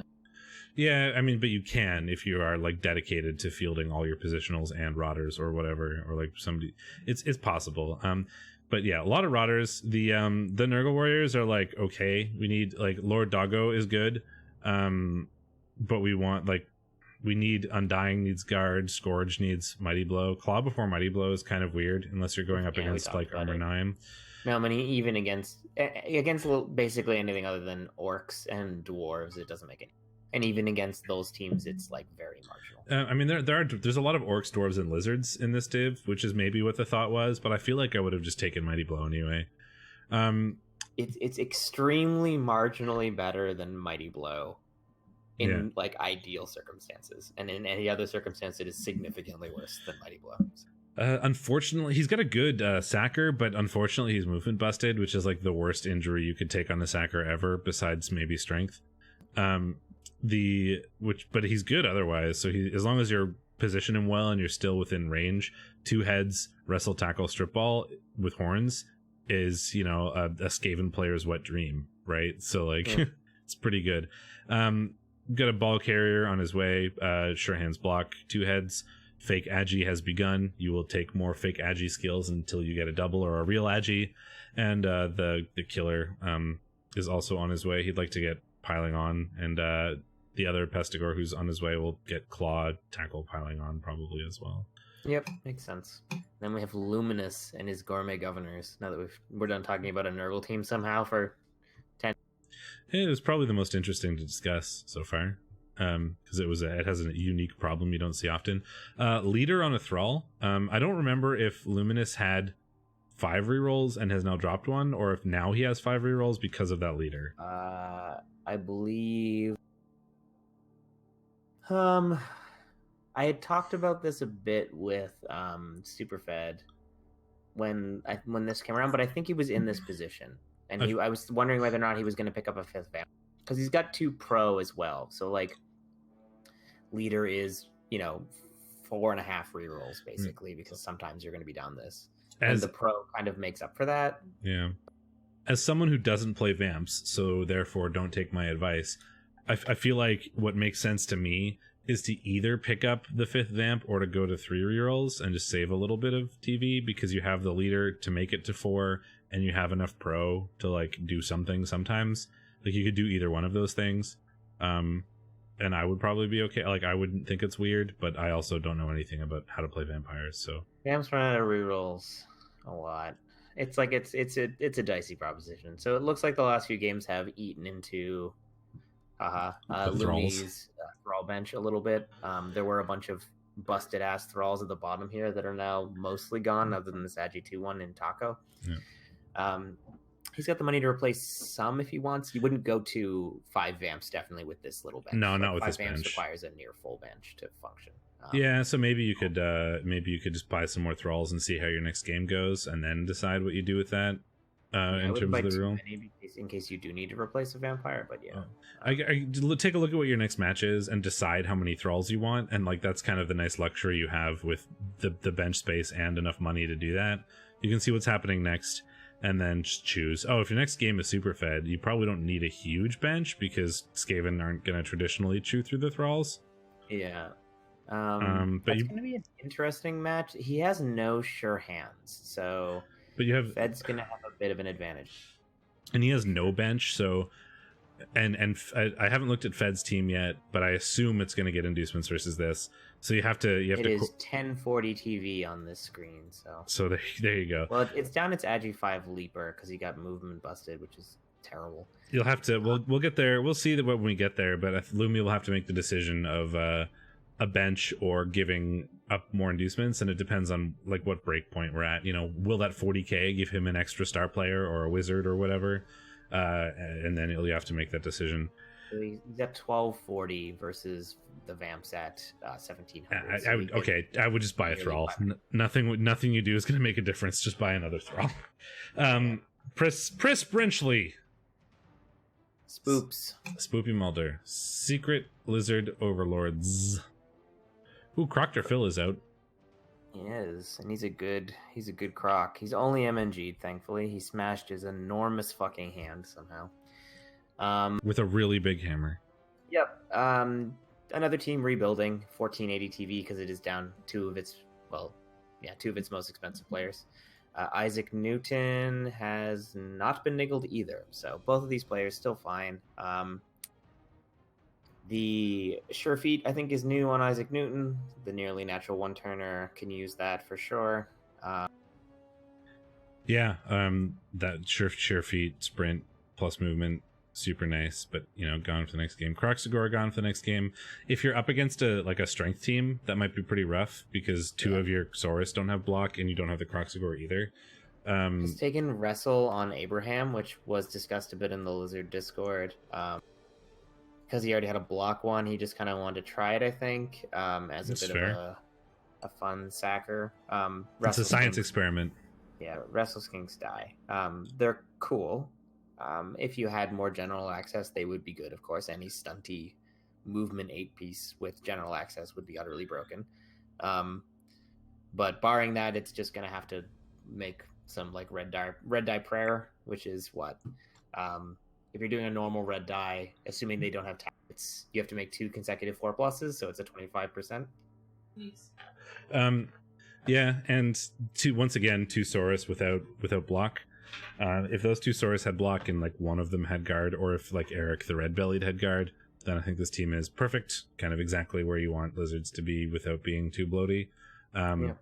Right now, he's going to struggle a little bit against other punchy teams just because the 2 Saurus without block and the Croxagore being out, but that's specifically his next game. Other than that, I mean, it looks great. It's a relatively healthy Saurus team. Just needs a block or 2 on 2 Saurus, and I think you're golden. And then we have this Orc team, which is my favorite Orc team. I always have one. Professor Chaos is not playing this season, so I've had to find a new... You had to find a new mascot? Yep. And this time it's too awesome. Yeah, it's a great team. I mean, even better now that it's got this troll that I advocated for with Superfed. It's perfect. It's got an insane amount of guard. It's about to get another guard in Nerdy Green Boy. He has a niggle, which is unfortunate, but I mean, he's going to be great. And against anything other than Claw, he's, pretty sturdy at an 89. 3 Strength 5 players. Yeah. Oh boy. Easy game. 3 Strength 5. The blitzers are incredible. The 6 guard. We've talked about this before, but my favorite thing is that Sacrificial Green Boy is not sacrificial by any means. And then Nibble Green Boy got the movement up, but is definitely not as nimble as Sacrificial Green Boy. Sacrificial Green Boy also has sidestep. I don't think I've ever seen a blodge step orc before. It's bizarre, yeah. It makes sense because the Linos don't get strength access, and if you had to choose between sidestep and stand firm, I'd usually pick sidestep on a ball carrier because it has more marginal benefits. Yeah, specifically ball carrier and not having strength access. And I think in every other case, you'd probably just want stand firm. As a strength team. Yeah. But the lineman not having strength access means they're both doubles, and he's a ball carrier. So I like this sidestep is better, I think, because you get potentially an extra free square of movement. Your opponents can't do the thing like I'll just blitz that movement 6 guy and push him out of scoring range because then you just step closer to scoring range. It's really handy on somebody who's likely to have the ball or do the scoring. Yeah, it has counterplay, but it usually requires your opponent to commit a bunch of resources to counterplay it. So, and then, you're also up, if your opponent commits 3 players or 4 players to stop you from sidestepping to where you want to go, they've just used 4 players on your lineman. And you're pretty happy about it. Calling that 200k piece of lineman is perhaps disingenuous. That's fair. But, I mean, this is this Orc team is great. It's delightful. 2050. Big boys. Bring out your undead, random ant is not a Khemri team, but it looks like one. They have bones. Sometimes Khemri teams have bones. It is 41 Tomb Guardian SPP, and 37 of it is on one player. It's got a new Blitz draw. Yeah, he's played 2 matches, got the MVP once because the other one died, I guess. And I believe Thou Shalt Count to 3 got strength busted. Yep. So this strength up, strength down is now strength down. So he's getting fired too. Yeah, there's no reason to keep that. It's expensive and now useless. Bravely Run Away Again is like a good carrier for a Khemri. I mean, he doesn't have Agi, but he's Blodge, Fend, and Movement. So as long as you movement 8, he's moving up twice. He's as fast as a werewolf. Well, you kind of, I was just making that comparison because you kind of run into the problem that Necro will sometimes, half your team is movement 4 or movement 6 at best, and then you've got the one movement 8 guy. It's pretty easy for him to outrange his team, which on Khemri would be fairly bad. But it's, as long as you utilize that movement 8 for the potato play when you need to, or like the 2-turn, maybe Khemri 2-turns are a thing. Well, the problem when you're trying to 2-turn is that you need someone to screen off the 2-turning player, and I mean, you can do that because the movement 8 means you don't have to go as far into your. You don't have to roll the half, GFIs, yeah. So you only have to go 3 squares in. Yeah, that's not bad. The movement is really nice. It's just kind of awkward. You have to be careful to not outrange your team. And then there are more. There's more SPP on 2 skeletons than there are the entire set of Tomb Guardians. If you can just almost any 2 skeletons, even. Yeah, in fact, if you pick the 2 lowest skeletons, it's man. If the team, I mean, yeah, with movement 8, 1-turns are theoretically on the table, which is kind of funny. Yeah, I mean, you'd still have to do a 4+ pickup and a 4+, at least a 4+ handoff, assuming you could get the 4+ handoff. Yeah, I mean, throw rows have passed, so. Yeah, but the other one is dead. It's theoretically possible, but it's kind of awkward. I mean, honestly, if you could suck all the SPP off the skeletons and put it on the Tomb Guardians, this team would be great, but unfortunately you can't do that. So the Tomb Guardians, the backbone of a Khemri team, are not good enough yet. I mean, it's weird. It's gonna be hard to do a lot without the levels on the Tomb Guardians. You probably just immediately go Mighty Blow on all 3 of them, just in like a vain attempt to try to accelerate their development. Because as soon as they catch up, like once you get 3 of the Tomb Guardians with sort of guard, stand firm, or even just guard, then suddenly this team can do a lot. But you really need more levels on those Tomb Guardians. And there's some guard on the skeletons, but strength 3, armor 6 skeletons are pretty easy to punch compared to the Tomb Guardians. So you really need Tomb Guardian levels. And fiction. Blitzer out, just MNG'd from the Necro game. Yeah, just MNG'd, so not too bad. Survived the Necro damage without, anything permanent or semi-permanent. Another strength 5 Black Orc is nice. They do seem to happen a lot. This is a good Orc team too. It's not obviously as beefy and developed as 2 Awesomes, but it's on its way to that. It's got 2 strength ups. It's got a bit more versatility. 2 Awesomes is just doing one thing, and that thing is being a wall of bash, where Fiction has an interesting dirty player tackle or diving tackle piece. The frenzy surfer. Yeah, exactly. Yeah, I mean, that's not that many tools, but it's more tools than the other team has. Yeah, you can potentially surf things. You've got Juggernaut to push stuff out of the way. You don't have as much guard, but you've got a similar amount of Mighty Blow. Fiction can certainly do very well with this team. You'd love to get a stand firm or 2 on those Black Orcs. You'd love for the strength 5 guy to get guard. The Mighty Blow Blitzer is going to want tackle and piling on, and then I think you're pretty happy with the state of the team. As of now, it's great, but you still want a few more things to make it excellent. Agreed. Delves and Spoony Bard. Continuing to lose players. Ooh, his leader is out for the next game. Niggled too, so you should probably replace. Well, and by replace I mean fire it and never hire it again, and just buy a reroll. Oh well, I mean the leader was the very first level, so it's very it's clearly the classic runner thing. I think his runner just had never died, and now it has died. So yeah, he doesn't have the money to get another reroll right now, unfortunately, but that's probably on the table as soon as possible. The blitzers are good. In that they took the standard levels first, and then both of them got lucky and got guard. So you've got 2 Blodge Step guard players, which is incredible on any team. And especially good on Dark Elves or an Elf team to have 3 guard blitzers. That one even has grab, which is cool. You don't see that often. And I imagine it's entirely for 1-turning. Yeah, probably to help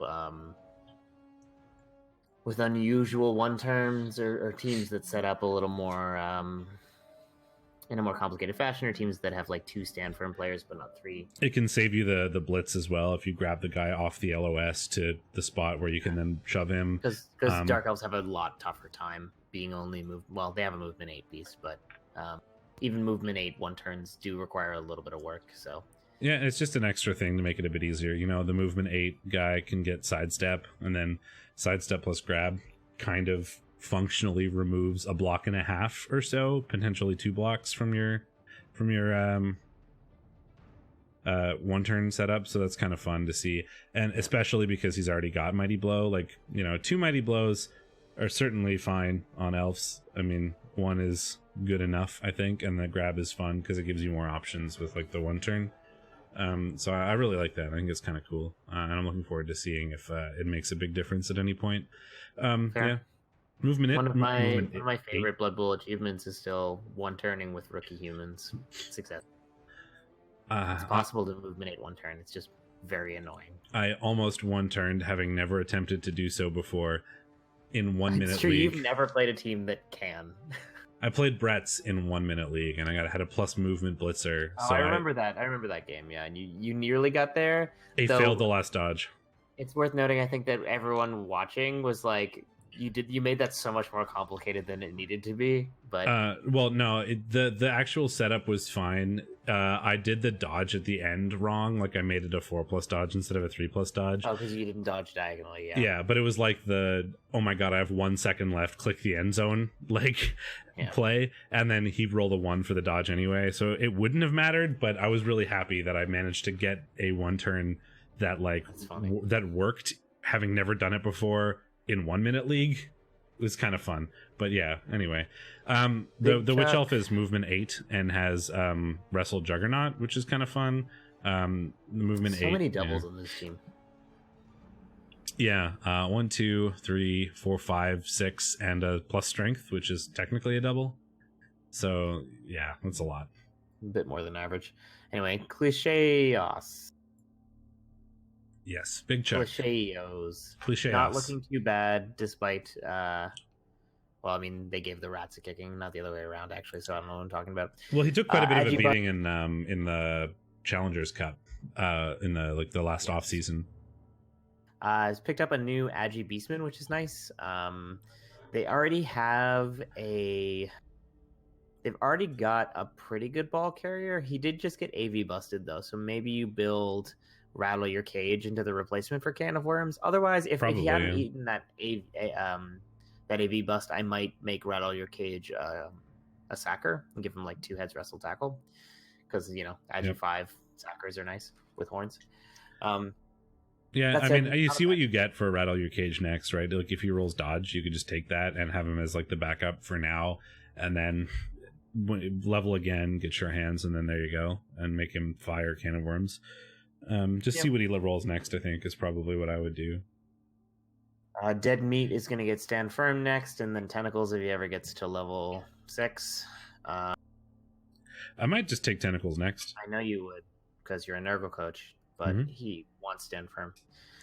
Stand Firm is better in 66% of your matches than Tentacles. That's true. I mean, yeah, Stand Firm is probably just better, but Tentacles are fun.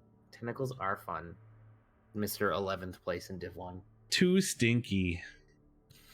Hey, man, I missed playoffs by 1 point in Div 1 last season with a similar team that I currently have. Go to playoffs just like me. We're all garbage. Yeah.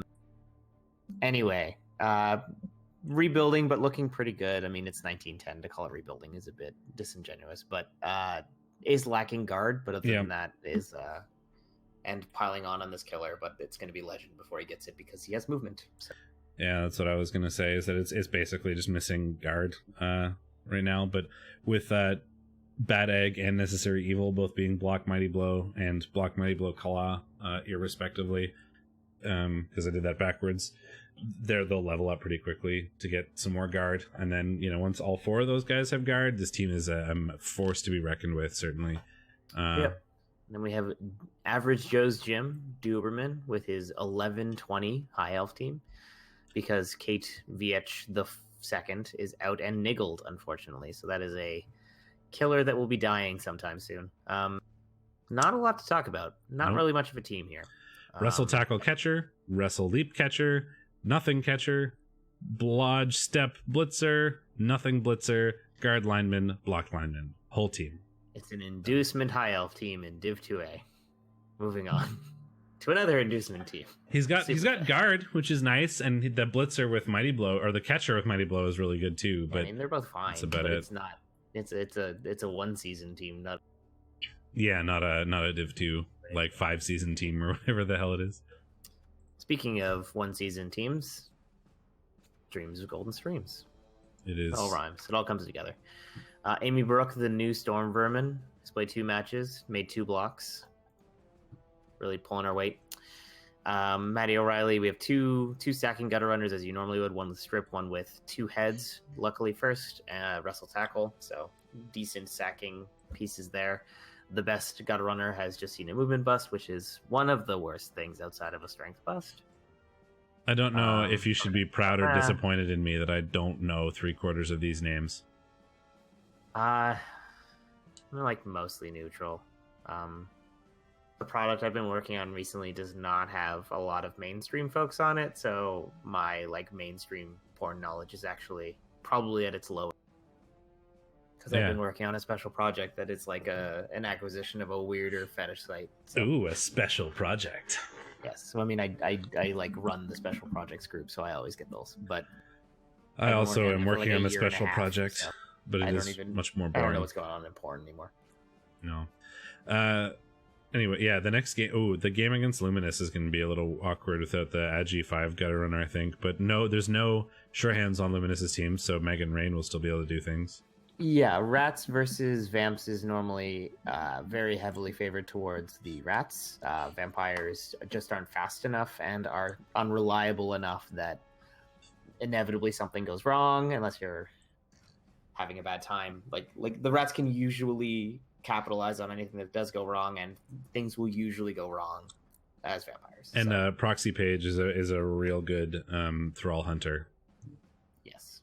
And Proxy Page is just a good player on this team currently. I mean, you're praying for Claw, but 10,000 inducements. So if you want to know how I'm going to predict that match, yeah, I mean, I would agree.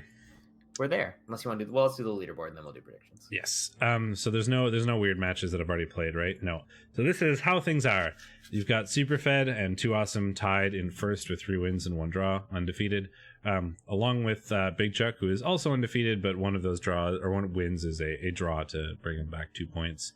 I feel like I'm gonna probably want to watch Lumi versus Fed. I know we've already watched Lumi, but I don't think we've watched Fed yet. Well, we'll find out. You know, if it's a close game, then yes. If we look at the result and it's like 4-0, then we probably won't. Probably not, yeah. The Big Chuck, Duberman, Fiction, Luminous, Jimmy Burrito all sitting on 2 wins, so anyone's game there to jump up and match Superfed and 2 Awesome. They're not far enough ahead that they can rest on their laurels yet, but we're only 4 weeks in, so pretty much nobody can. 2-point lead at this point is pretty nice. Yep. And then the next tier is all the people with 1 win, which is Spoopy, Spoonie, Yayo, Rolling Red. And then it's a little less stark than Div 1 for sure. Yeah, there's a lot of, it's like 2 teams with 2 wins, 4 teams or 5 teams with 2 wins, 4 teams with 1. Last week. It's actually evened out a bit this week. Last week it was like the people with 4 wins and the people with no wins. Yeah, Div 1 is very step function, and Div 2 is a lot more of a smooth curve. Steer, Orevert, and Rand bringing up the rear, but nobody with 0 points yet. Everybody has at least 1, so nobody's completely out of it yet. But you know, the teams at the bottom are certainly at a disadvantage. So speaking of predictions, Luminous versus Superfed. I picked Fed. Me too. Vamps, slow, and a million inducements. Secret Lizard Overlords, who do not. So it's a lizard team without a team versus Nurgle. So we specifically said Spoopy is going to have a hard time in his next game because he has no Crocs and 2 of his Sorcerers don't have block. If his next team was a bash game. Yeah, we picked the Nurgle. Yes. Meanest Greenest Boys versus Charlestown Chiefs. So that's 2 Awesomes, Orcs versus Lizards. Orcs normally do well against Lizards. This is a team designed to do well in bash matchups. Charleston Chiefs do not have many good bash pieces. However, they do have the 2 really good skinks that are stupid fast. I compared still to the think orcs. this is going to be orcs for sure. I agree with you, but I was hoping we could make it a bit more of a discussion. But yeah, you're right. I'm tired. Yeah, it's 10 p.m. and I still have to pack for my plane flight in 7 hours. I know. I'm not being as thought out as I normally would be. Bring out your undead and Fogmire Fen Beasts. Fogmire Fen Beasts, probably. Yeah, this is actually normally a match that's really tough for Lizards. Lizards don't do well against teams that can outbash them, and Khemri can outbash them. That said, this Khemri team does not have a lot of bash, so... There are two players on the team with block, and one of them is a skeleton. Yeah, probably not going to go great. No. It's not going to be... It's not the worst matchup for Rand so far. I could see him pull a tie out of this, maybe. Yeah, but, I would be unsurprised with a tie. I think barring some good removals on Lizards, it's going to be tough, especially because Lord knows Rolling Red maximizes Mighty Blow hits, and he's got a lot of AV7 to hit, so he's probably going to be doing that a lot. Yeah, and he's not going to be afraid to one die or uphill the Khemri pretty frequently with Block Saurus, because none of them have any skills, and they don't even have Mighty Blow to punish the uphill. So yeah, for sure. Brick and Mortary versus Cogs of War. I mean, pretty good orcs versus Death Roller dwarves. I mean, probably the orcs. Though the Death Roller is going to be fun here. The orcs actually get inducements, amusingly enough.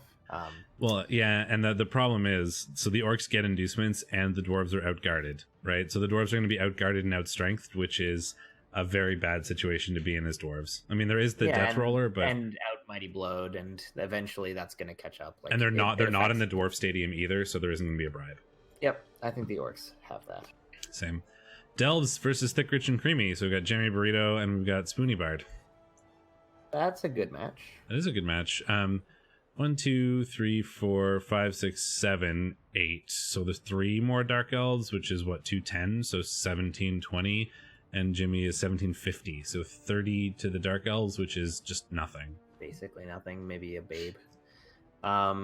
Jimmy's got a pretty good bench. He's got great Dark Elf Hunters in El Patricito, of course, and Paris Stilton. Both are Mighty Blow tackle, so yeah, pretty good there. The diving tackle on Havarti makes you farty is pretty nice. He's got some pretty good anti-Agi tools. Necro are a good team to face Agi a lot of the time. The Dark Elves outguard him, I think, or nearly outguard him. Dark Elves have 3. And I think the Necro also have 3.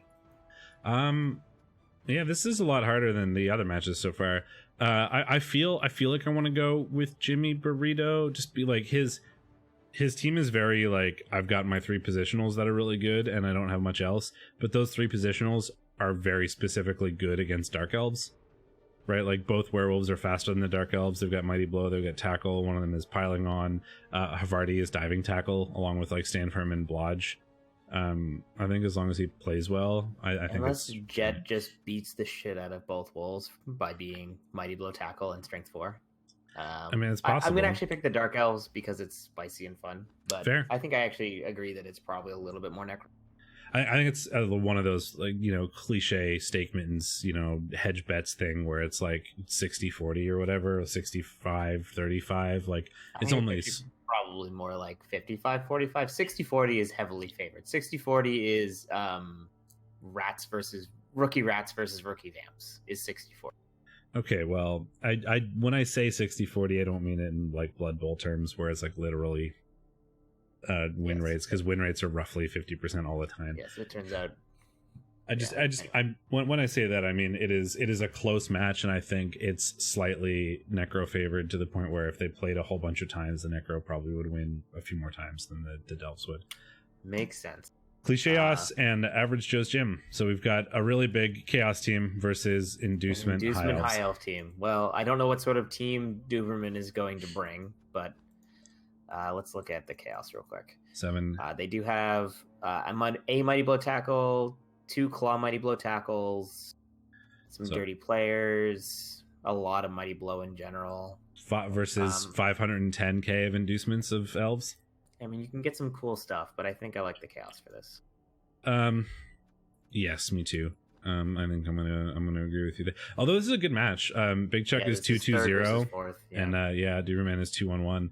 So we're either watching Fed versus who's Too Awesome playing? Too Awesome is playing Steer, so that's not as exciting. No. So we're either watching Fed versus Lumi for the Kochi value, or we're watching Big Chuck versus Duberman for the leaderboard value for sure. Yeah, unless somebody tells us differently about a match that was particularly interesting.